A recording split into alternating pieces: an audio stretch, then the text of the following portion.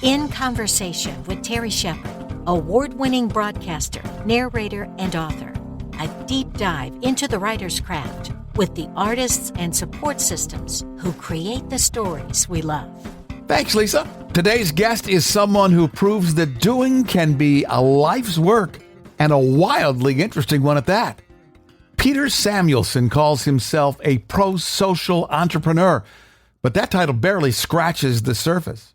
He's a film producer, a father of four, and a driving force behind a remarkable string of nonprofits. From Starlight Children's Foundation and Starbright World, co-founded with Steven Spielberg, to First Star, which supports foster youth, and EDAR, an innovative response to homelessness. In Finding Happy, a user's guide for your life with lessons from mine, Peter takes readers on a no-holds-barred journey through adventures, misadventures, and life-altering moments. It's a guide for Gen Z, millennials, and honestly anyone who wants to cut through the noise and find clarity, courage, and joy in an overwhelming world. Peter Samuelson, welcome to the conversation. So happy to be here. Thank you. What is happiness? What's your definition? Well, I think there's short-term happiness, which is sitting in bed with a bucket of chocolate ice cream. And then there's long-term happiness, which is rather more challenging. I think, and it's what the book is for and what the book is about, it's about finding one's own personal meaning for life. Like, why are we here? What's it for? I think the purpose of your life is to be happy, but the way you become happy is kind of a little bit counterintuitive because it's not grabbing. It turns out that where happiness comes from is pushing out help for other people, and through that, finding your own agency, your value in your own mind and in the eyes of everybody else. And that is how I think you find a good life.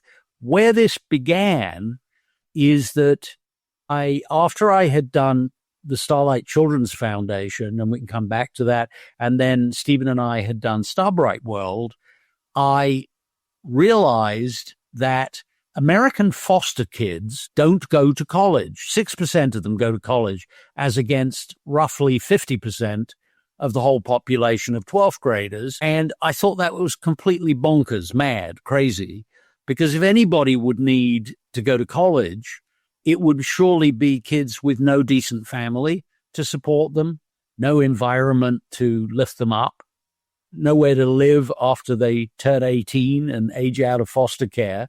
So I invented, it's the children's rhyme, Starlight, Starbright, First Star, right? Couldn't make it work for EDAR, but whatever. So First Star, I approached UCLA and I said, here's the deal. I want you to agree, Chancellor Block, that you will allow me in a building in the middle of campus to house, educate, and encourage high school-aged foster kids in a cohort or class of 30 of them for 4 years, grades 9, 10, 11, and 12, because I believe if we do that, and if we pull from the environment of the university to encourage them, to give them academics and life skills and community and new brothers and sisters and uncles and aunts and so forth, using everything a university is, I think they will go to college. So here we are, it is 15 years later. You heard me say 6% of American foster kids go to college against 50% of all 12th graders. Well, get this. Here we are right now. It's the month of May. So we know across the country at our 12 academies, we know who's going to college. It's 89% of our seniors in high school. 89% are going on to college. And the ones who are not going on to college are going on to something equally virtuous and helpful. They're going to be firefighters and police officers and plumbers and engineers and electricians, and they'll go to vocational school. But the huge majority of them do go to college. Around half of those get a 4-year bachelor's degree and the other half get an associate's, and some of them transfer over for their junior and senior year.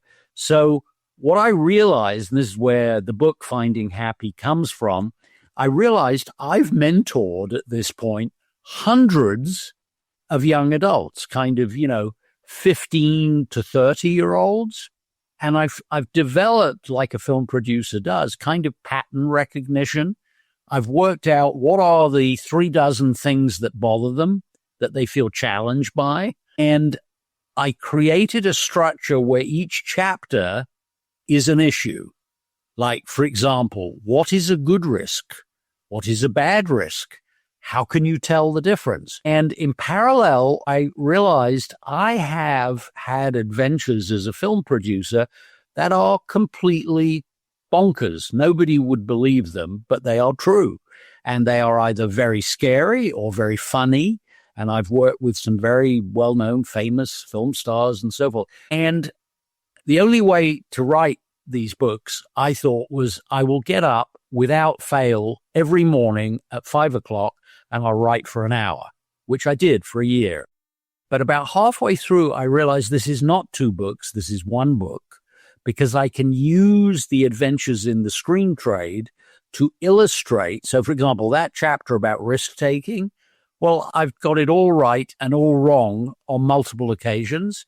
I mean, I am honest to God, and I put it in the book. I'm the guy who I was making a film called The Return of the Pink Panther in Marrakesh, and I pulled an all-nighter to try and catch up on the accounting, and I hear a meowing at like 3:00 in the morning, and I follow my ears, and it's coming out of my bathroom, and I go in the bathroom, and there is like a big double door cupboard thing on the wall, and I open it, and it's not a cupboard, it's a pipe duct. And I look down with a flashlight, and at the bottom, maybe 5 floors below, I see 2 little eyes looking up at me, and that is a kitten.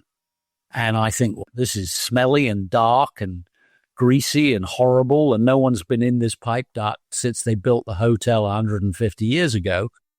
I'm not going in there. I'm very sorry, Mr. or Madam Kitten, but you're on your own there. So I go back to my desk and I'm trying to do the numbers, and it doesn't stop meowing. And in the end, like 40 minutes later, I thought, right, okay, I will rescue you, and I hope you'll be grateful. So I go in the bathroom, I take off all my clothes, and I clutch hold of this vertical pipe, and I climb down to the bottom, 4 or 5 floors below, and there is the kitten, and there am I, and it takes one look at me, all covered in crap and, naked and the whole thing, and it runs away into some other labyrinth of duct work, and I never saw or heard of it again. So then I thought, all right, okay, so this is a waste of time, and now I'm filthy, and I'm at the bottom of a pipe duct. So I thought, right, well, I have to go back up, and I'll have to have a shower. So I started climbing up, and I realized I didn't have the upper body strength to pull myself out of the pipe duct. I would get like 10 feet up and then slip 3 feet back. And about a quarter of the way up, I thought, this is not working. So I thought, okay, I need to get help. So I went back to the bottom and I started shouting. Nobody came. It's now 4:00 in the morning.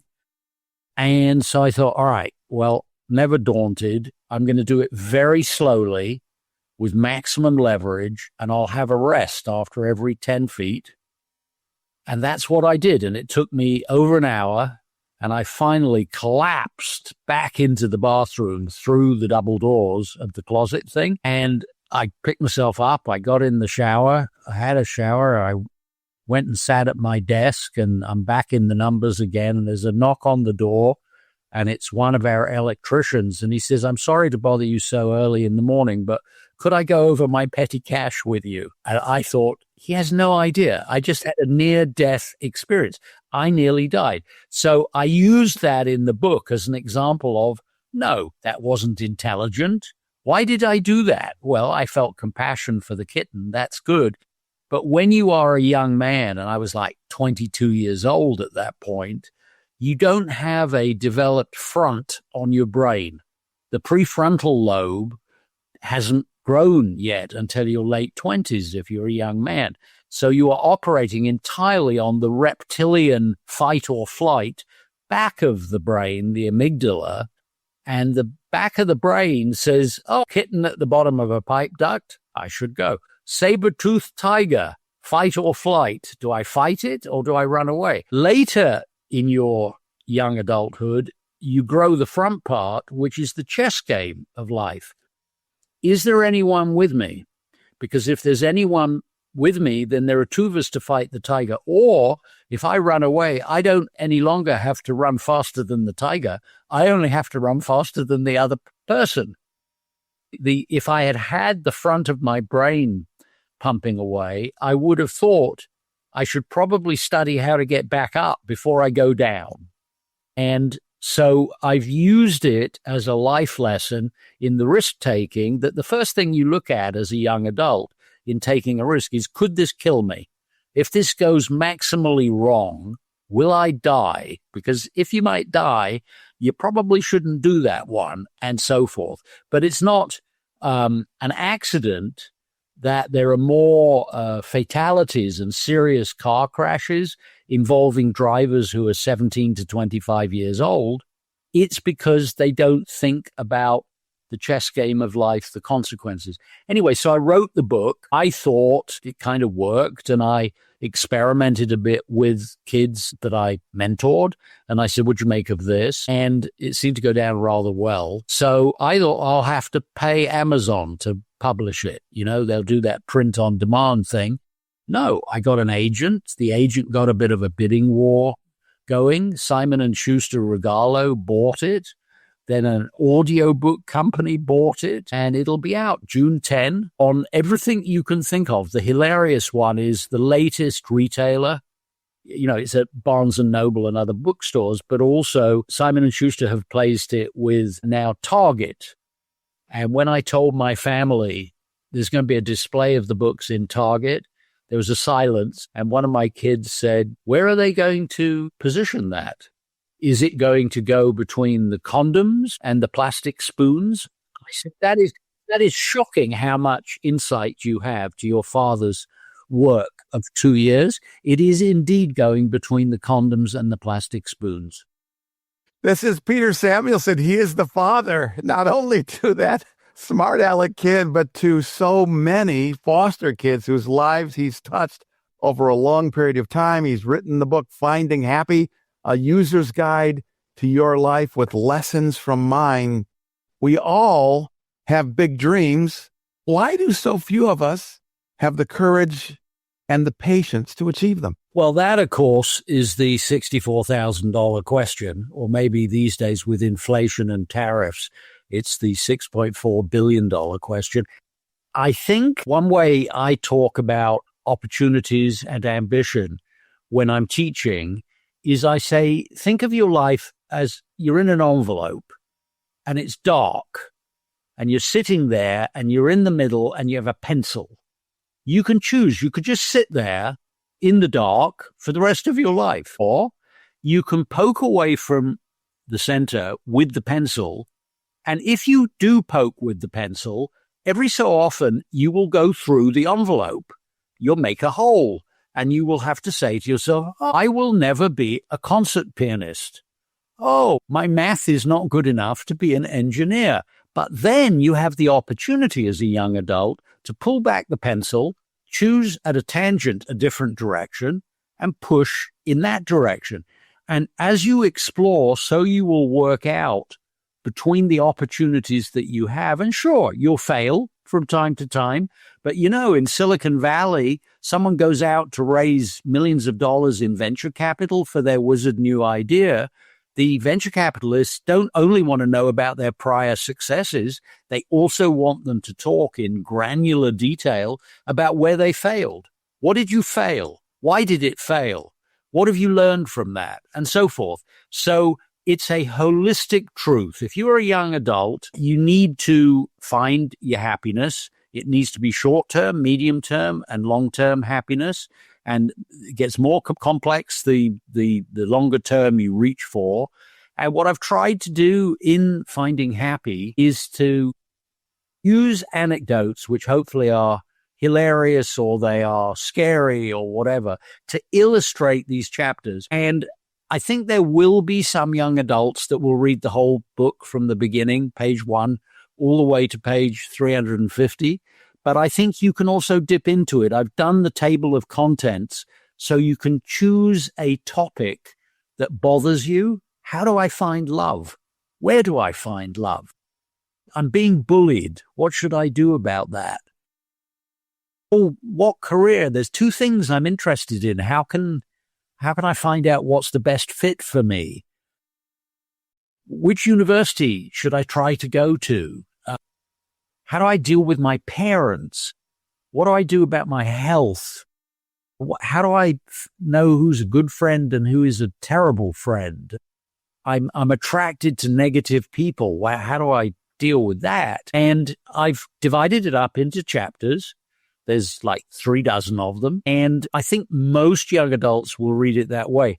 Interestingly, the publishers think the buyership is different than the readership. They think, and they would know better than me, that this is a book that any adult who has in their life young adult or adults that they care about would want to buy this at any life transition, middle school to high school to college, college to workplace. You know, who am I? What am I about? What are my ambitions? What do I do? And I feel as though my training ground as a mentor has been with kids who have more challenges than the average bear. And therefore, what bothers them applies to everyone. They have some special challenges because they've been abused or neglected and they're living with strangers and they get moved around like cardboard boxes.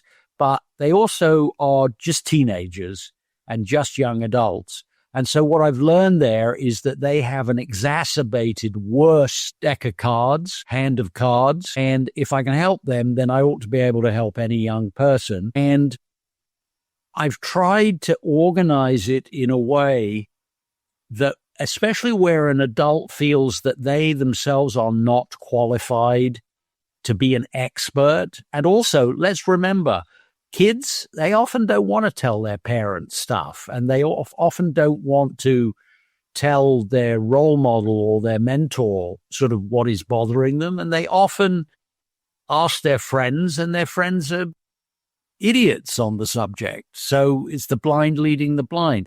So I've really tried to write what I know now that I wish I knew when I was 18. And I've consulted a whole lot of people. For example, a lot of poor kids are of color. And I wanted to do a chapter, but I thought I didn't dare, which was the written version of The Talk, How to Be Arrested Without Getting Shot Dead by Someone. And I reached out to Kelly Douglas, who's she's the reverend at the Episcopal Cathedral in Washington, D.C. She's a good friend. She's on the board of one of my companies.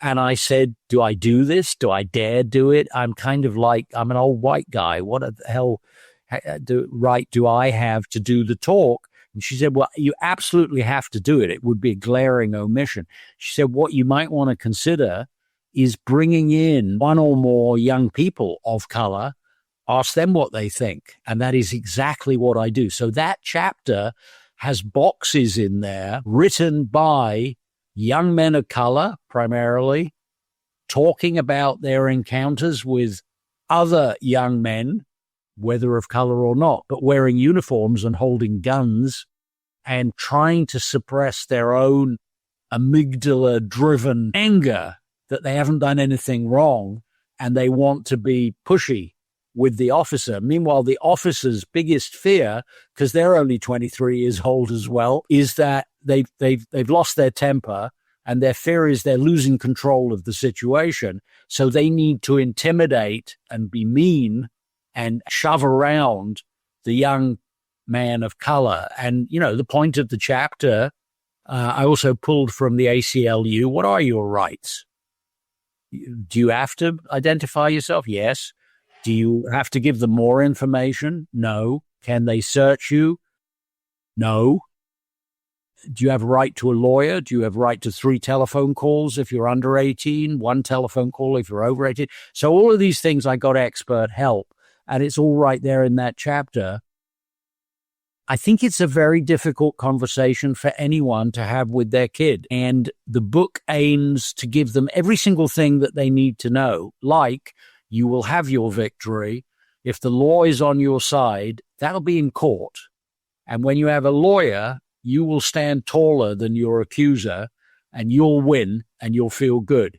But the time to do that is not when he nervously and with a shaking hand is pointing a Glock 19 at your chest. Don't do that.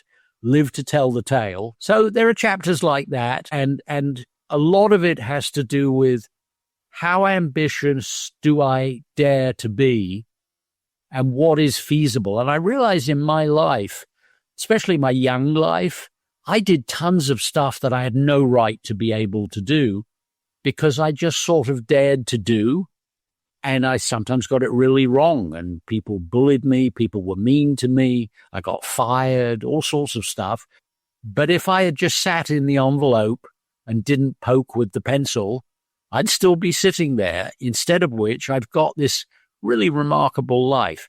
But the core lesson of the book in finding happy is get off your derriere, and whether as your job or as a volunteer, go into a charity and do good things. Help people. There is a class. It's the only class I know how to teach in the foster academies, other than videography, which I can teach, and I do. But the main class I teach, I invented it. It only has 2 90-minute classes in the course. It's called Random Acts of Kindness and Pay It Forward. And it's very counterintuitive. There's a donor that we have who's become a really good friend, lives in Dallas, called Mort. I love him a lot. And I said, can you donate? He's very wealthy. I said, do you mind donating some money to First Star? He said, yeah, I want to give it for what you haven't done yet, which you wish you could do. And I said, oh, that's really interesting. Well, I have this idea for a course. And he said, I'll fund that. So the course is this. In front of me in the classroom at one of the academies sit the 30, I usually teach it to 10th graders, and half young men, half young women. And I say, okay, here's a question for you. You're walking along the sidewalk and there is an old lady in front of you, fast asleep, face down in rags. 3 choices. A, do you stop and put $1 under her arm and not wake her up? Or B, do you wake her up and give her the $1? Or C, do you look the other way and walk around her? And that becomes a conversation about the golden rule. And why do people who make those choices do each of those choices? And the golden rule, which is in 170 world religions in their scriptures, is the sense of social justice. Blessed are the meek, for they shall inherit the earth. A man never stands so tall as when he stoops to hold the hand of a child in need, and on and on. So we talk about the golden rule. And then I say, so if you were an atheist, does that mean you wouldn't have the sense of empathy to do something to help someone else? And they say, no. An atheist absolutely could feel human compassion and a need to create social justice and equilibrium in the world. And then I say, who can tell me what is the second law of thermodynamics? And usually in a class of 30, like 3 of them have ever heard of that. And we talk about the theory of entropy. And that is, thank you, Einstein. It says, the second law of thermodynamics, that in any closed system, and I say, what is a closed system? And they say, the motor in your car. And I say, yeah, what about a family? What about a planet? And they say, yeah, those are closed systems as well. The second law says if you don't apply energy to a closed system, if you don't oil the motor, if you don't nurture your family, if you don't keep your planet healthy and safe, it'll end up in random chaos, which is called entropy. So that's why I say you want to exert yourself. So that's the end of the first class, and the goal is to send them off as little thinkers, which they all are. And the second class, I say something extraordinary is going to happen to you right now. each of you is going to receive, thanks to a wonderful donor in Dallas called Mort, you're each going to get $200. And they say, really? We're going to get $200? And I say, no, you can't keep it. You have to write a 300-word little essay to whom or to what you wish it to go. And then we're actually going to do it together. And then a couple of weeks later, you're going to go back and see if it did any good. Did the homeless guy buy the shoes, or did he buy the big bottle of whiskey? And that's what we're going to do. The essays are the most extraordinary. I mean, they are really remarkable. My name is Jose. I'm adding $10 of my own because that makes 210 and divide by 3. And that's the $70 that it takes to save the life of one dog that's going to be euthanized at the shelter. And I am going to save 3 dogs because the last time I was down there, I looked into the eyes of a puppy that had been very badly beaten. And I saw my own eyes because I was very badly beaten as well. So I am saving 3 puppies. Love, Jose. This class, it's as though the kids it's like watching flowers grow. They have never had, if they're in foster care, they've never had agency. They don't decide a damn thing in their lives. And then they have to decide too much on their own after they're thrown out of the system at 18 normally. Suddenly, they have to dream up someone in a worse place than them, and they have to work out what would be good. My mum is in prison.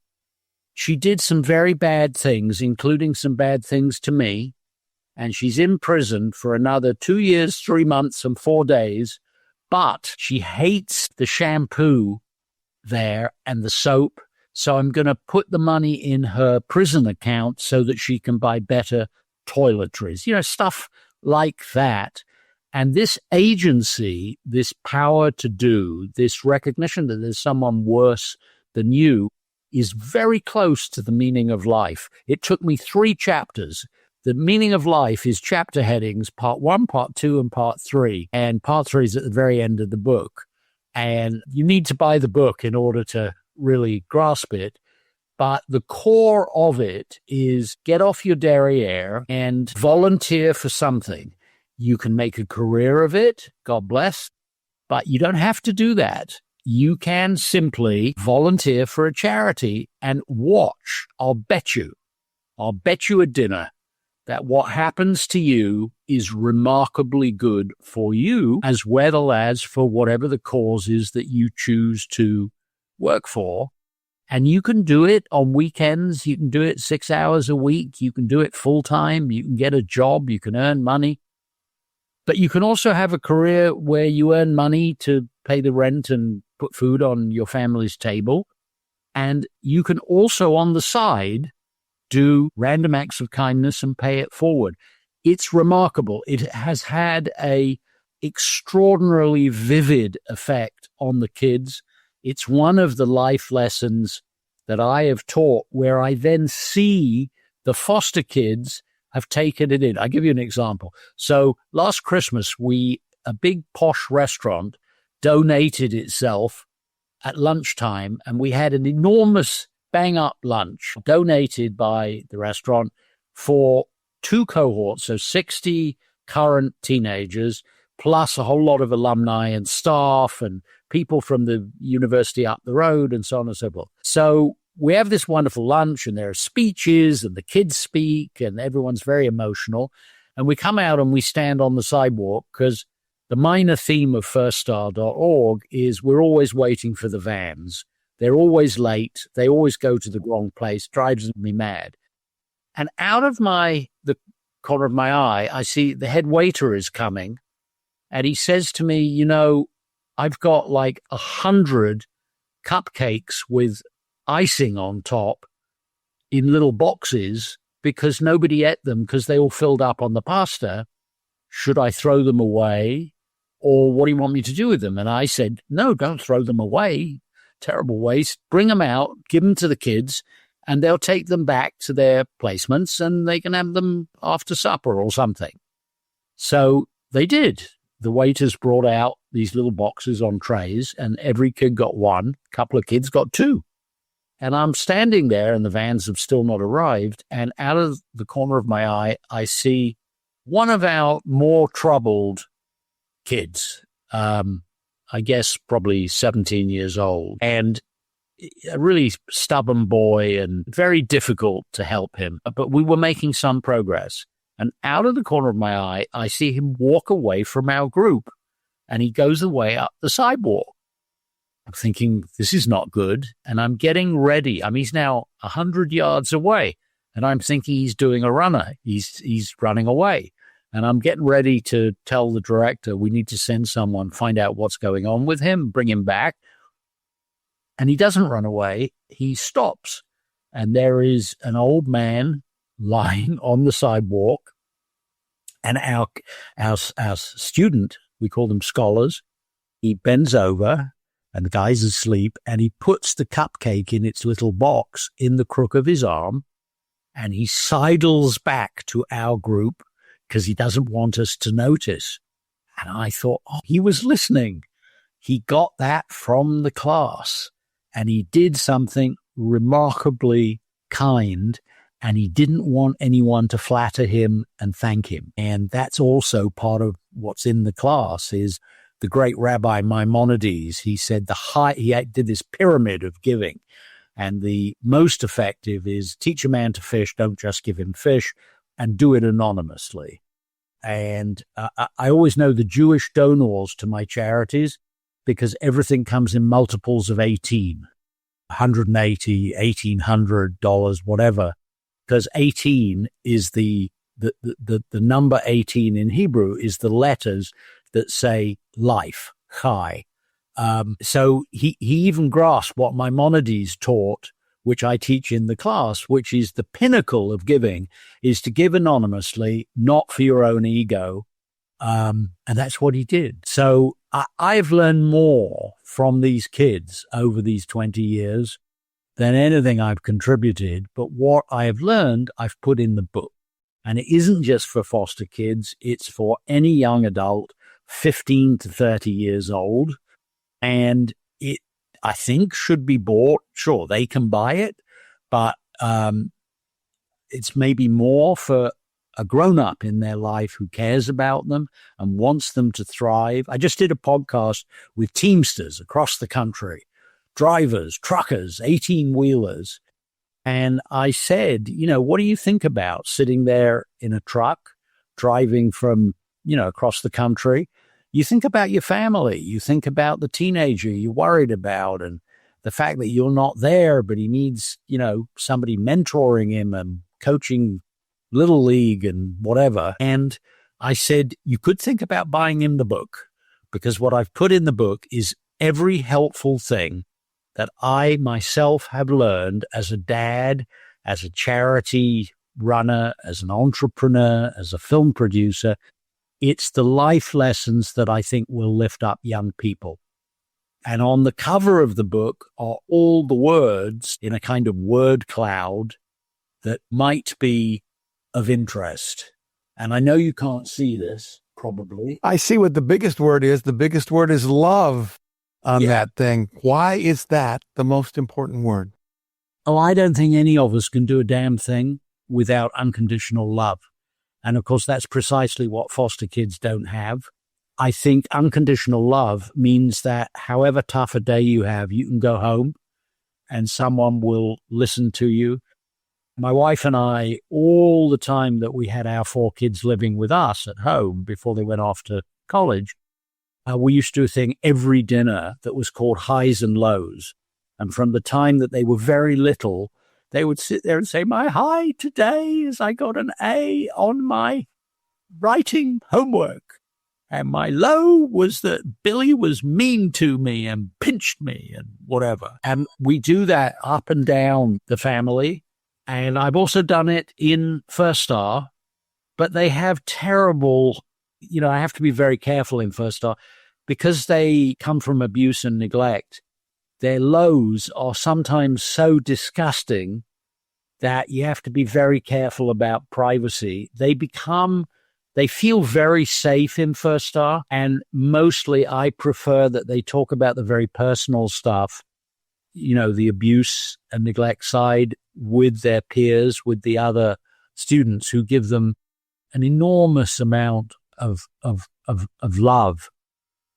The best thing we do in First Star, it is, it's unconditional love in a bucket, is these are kids who are deprived of family for one reason or another. And we put them in an environment where it's like watching flowers grow. They build sibling relationships that are really intense and mutually supportive, and the reliable grown-ups. But honestly, I think the sibling relationships with the other scholars are the most important thing. And I think that they are lasting lifetimes, because in the alumni program, the same kids they went into ninth grade with are fully bonded with them. So I'll give you one example. So there we are in the Northwest Auditorium at UCLA, and it's the talent show. And I think it was either ninth or 10th graders, maybe a mixture. One by one, they're coming down on the stage, and there's maybe 200 adults watching them, most of them strangers to them. And one by one, the kids are singing a song, doing a poem they've written, or dancing, or doing spoken word, whatever. And down comes Catalina, little itty bitty thing. And I knew she was a fantastic singer. And I thought, this is going to be great. And up comes the music, and she is so crestfallen and scared, she can't get the first note out. And worse, the music has now left her behind. And then worse, the music stops, and she's standing there like a deer in the headlights, and I'm smacking my palm on my forehead, and I'm thinking, this is BS. We should never have allowed this to happen. She's now crushed. This is the opposite of what we're supposed to be doing. And I can see out of my peripheral vision, the director of the program, Karina, is about to go down and usher her off the stage. And then a miracle happens, and not of the grown-ups doing, and certainly not of mine. In her same class, her cohort, is a big kid, a boy, a young man, sort of the build of a linebacker. And he lumbers down there on the stage, and he blocks her with his body. So we can see his back, but we can't see any of her except her feet, kind of underneath him. There's whispering going on, and then two girls from the cohort go running down, and now there's 4 of them, and then there's 8, and then there's 15, and then there's 25, and then there's all 30. And there's a lot of whispering, and from the outside of the scrum comes a hand, which makes a palm up, an upward gesture, turn on the music. And thank God the playback person remembered to make it start from the beginning again. And as the music began, out of the middle of this little crowd of teenagers comes this little plaintive voice, barely audible, but as she sings and she's invisible, we can't see her at all. But out of the middle of the kids comes this voice, and it gets stronger and stronger and stronger. And the song ends, 3-4 minutes later, and she sounds like Beyonce. And the audience, I cannot tell you what an emotional moment it was. Every adult stood up. Almost everyone was crying, and the kids didn't know what to do. They hadn't thought it through. What do we do now? And so they just put their arms around each other, and they came off the stage as a phalanx. And I was so overcome that I had to go for a walk. And I thought to myself, we didn't do this. We just created the circumstance for the kid to build a family. Grossly unfairly, they've been deprived of unconditional love, but give them the opportunity and they will build it for themselves. And that is what firststar.org is. And a lot of the book is on that subject. How do you find unconditional love? And it has to do with mentors, but it also has to do with just, people who will love you. You don't have a grandma? Where can you find a grandma? And one of the things is volunteer. Why volunteer? Because you meet fantastic people. Why would they be volunteering alongside you if they were a piece of nonsense that you don't want in your life? Bullies don't volunteer, bad people don't volunteer. Generally, they're wonderful people. And I met my wife volunteering next to her at the Starlight Children's Foundation, starlight.org. I did this one wish for a seriously ill little boy with my cousin, and they stayed in my apartment and for 2 weeks on a trip from London, and he was dying, and we dragged him around and did Disneyland and these various other things. And he had a final time. He went home and he passed away. And it was very sad, but it was bittersweet because we realized we had made him happy before he passed. And also we'd given his mum something to remember her son by that was happy. Him on the teacups at Disneyland, not him with a tube up his nose dying in a hospital bed. And I called a meeting because it's what do film producers do? We call meetings. And I stood there and I said, we've done this one thing. Maybe we could do 5 or 6 a year. What do you think? And the other thing producers know how to do is how to crew something. So I had put together, I knew I needed a lawyer and an accountant and a publicist and a fundraiser and someone who understood the politics of hospitals and so forth. And I'd had one date with this accountant, very, very beautiful lady. And the date had gone well, but then I don't know why I hadn't called her, but got distracted. And I phoned her and I said, I'm so sorry, my bad, didn't phone you. That's awful. What a great date we had. I'm calling a meeting next week because I've got this new idea for a charity, starlight.org. Oh, no, I didn't call it starlight.org because we didn't have a name. And when the lawyer in the meeting said, what do you want to call this? I need to incorporate it, get a 501c3 and so forth. I had given it no thought. And it was the accounting lady who said, the children's rhyme, Starlight, Starbright, First RSC Tonight. Why don't we call it the Starlight Children's Foundation? And I had a graphic designer there who said, I can see the logo in my mind's eye. It's a child reaching for a star. So here we are. It's 40 years later. Several things have resulted. It's one of the biggest and most successful and most important children's charities in Australia, Canada, the United States, and the UK.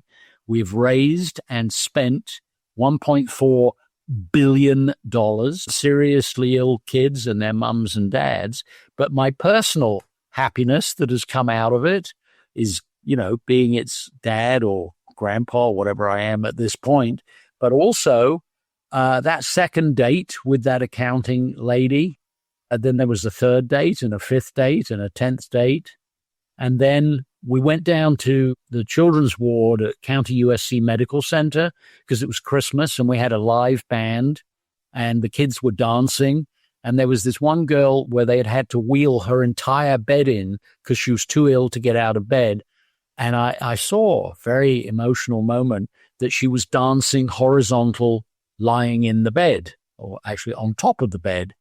And I looked and we had these life-size character costumes that had been donated to us by SeaWorld.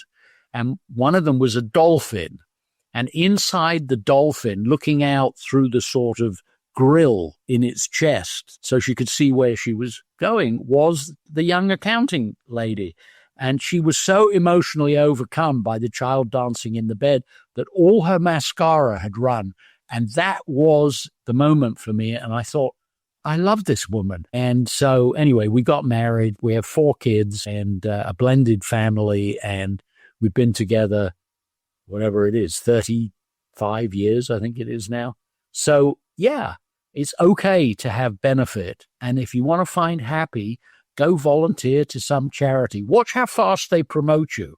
You can be 20 years old and you're struggling in the workplace to get promoted for any position because they think you're entry level and you don't know what you're talking about. Volunteer in a charity. Have a good idea. You will be the vice president of something or other in about 3 minutes because charities need volunteers and they need good ideas. So that's what I got. got. The book is called Finding Happy, and the website is Samuelson.la. So SAMUELSON.LA. You can buy it in Target and Barnes and Noble and on Amazon and elsewhere on the internet. And there's an audio book and there's a paper book and there's an ebook, a Kindle book. And I have no clue what will happen, but I know that kids love it because I've been giving them copies to the foster kids and they eat it up. So I think anyone out there, if you're a kid who's saved up their money and you can afford to buy the book, great. But other than that, go to your uncle or your aunt or your mum or your dad or your grandpa or grandma or your teacher or someone or other and say, I really, really, really want this book. And when it goes live on Amazon, you can even read the first 20 pages free on the website, and that I think will be helpful as well. So there you go. It is rare, my friend, that I have a guest that all I have to do is ask a single question and sit back and he or she answers every one that I could possibly think of asking. This extraordinary human being is Peter Samuelson. The book is Finding Happy, a user's guide to your life with lessons from mine. Final question for you. If the ultimate purpose in life is mitigating suffering, which I believe we both think it is. Yes. And you're not sure, depending upon what your age is in life, of where to start. You've mentioned volunteering. How do you decide where to go? I watched, Jose cared about dogs. So he did his volunteering down at the Humane Society. I think it's a rare person who isn't interested in something. If you're interested in video games, go and help teach video games to children who are younger than you in a homeless shelter, somewhere like that. You know something that someone else needs help with and that you find really interesting. And of course, the other adage is true. If you want to learn something really well, teach it. I mean, I say two things, that there is a technique to getting the most out of your school education. The tendency is when kids have been very poorly educated, that they want to sit at the back of the room and fiddle around with their cell phones under the lip of the desk. But actually, one of the important things to teach is that your schooling is for you, and your goal is not to let a bad teacher stand between you and your education, which is the key to your future. And then I get into specific things that you must do. I say to the kids that I tutor and I mentor, in every single class, regardless of the subject, you must raise your hand and ask at least one question. Yes, be the teacher's pet. Why must you ask a question? First of all, because it's scary as heck. It will pump adrenaline through your brain and wake you up and make you focus. Secondly, in order to ask a question, you will have to listen to the bit of the class before that to work out what you can ask. By doing that, you will learn that lesson. And the other thing that you should do is be organized. Do not do your homework on the bus on the last possible day on the way to school. You can do it on the bus, but do it on the way home on the day that they gave you the assignment.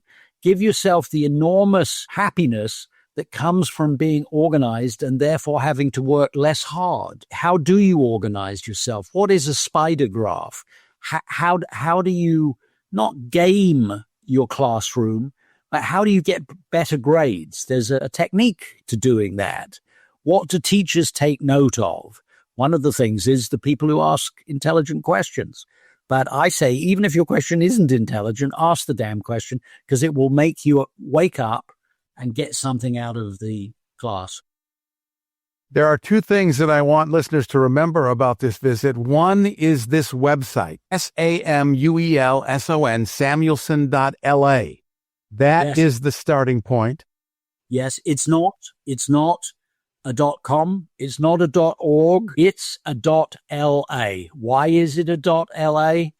Because I could get it. Right. And the second thing is, like every important lesson that you learn through repetition. So I hope that this program, I'm not going to cut anything from this. Most of our programs are less than 30 minutes because that is the researched attention span for most people who are podcast listeners. But this is a program like the best motivational classes that you should listen to again and again, because I promise you, with every listening, you're going to find another gem. Peter Samuelson, this has been life-changing for me. I hope it's life-changing for our audience. Thank you for all the contributions you have made to so many lives and for this conversation. You do me great honor. I'm grateful for the interview. I'm grateful for the time, and I'm grateful for your listenership. And my email address is both on that website and it's in the book. My publisher thinks I'm a lunatic to put my email address in a book, but I put it there because I would actually like feedback. So, especially from young adults who read into the book, I want to know what they think.